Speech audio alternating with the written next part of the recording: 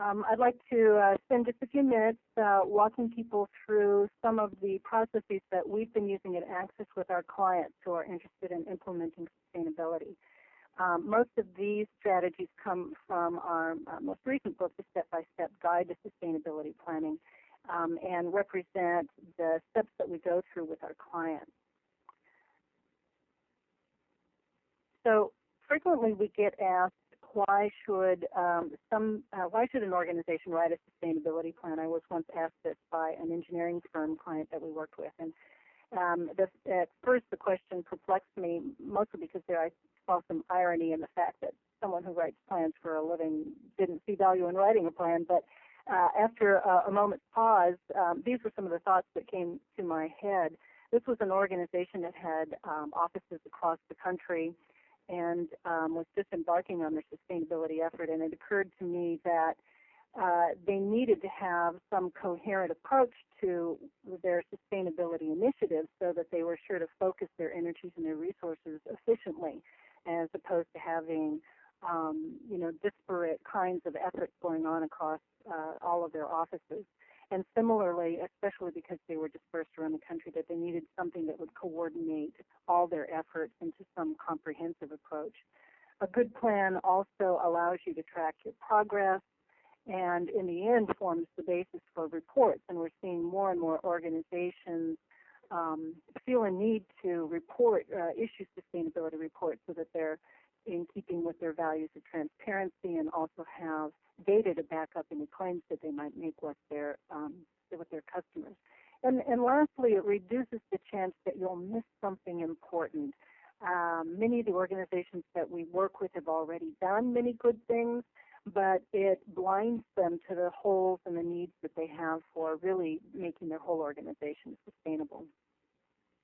Another thing that we've discovered is that there are a number of approaches to how to write a sustainability plan. We have had clients where one person, the sustainability coordinator or whatever title he or she may hold, will write the plan by themselves. And the upside to this, of course, is that it's very efficient. The downside is that that person is often the only one who knows what the plan is about. So we see more organizations involving people in their plans. In some cases, they'll identify key stakeholders and solicit their input before writing a plan, or they'll use some existing team, like a management team or a lean manufacturing team. But more and more what we're seeing happen is organizations creating special groups. Sometimes they're called green teams or steering committees. And our advice is that those groups represent the full spectrum of the organization, so that all the functions are represented, so that they can jointly craft a plan that's going to touch every aspect. The downside to this is it does take more time and a little more effort, but on the upside, you have a plan that tends to stick. It has much more buy-in. So once we've made those decisions about how to approach it, this is generally how we come into an organization and recommend the process for creating a plan. And we've identified these 6 steps. The first 2, I think, need to have leadership involvement. They answer the question, why is it important for an organization to pursue sustainability? And we push organizations to think strategically about why sustainability is important to them, so that when push comes to shove, and we're kind of in a pushy-shovey economy, globally speaking, sustainability doesn't fall off the map. There are good strategic business reasons for pursuing sustainability, and we want that to be foremost in the minds of the people in the organization that we're working with. And the second question is about defining what there looks like, what it is you're trying to achieve. And this is a dicey proposition in that it's very difficult, we find, for lots of people to envision what fully sustainable looks like, because it feels so unreachable. So we frequently give them permission of saying, think 20, 30 years out. What would it look like if you were fully sustainable? What is it that you're trying to achieve?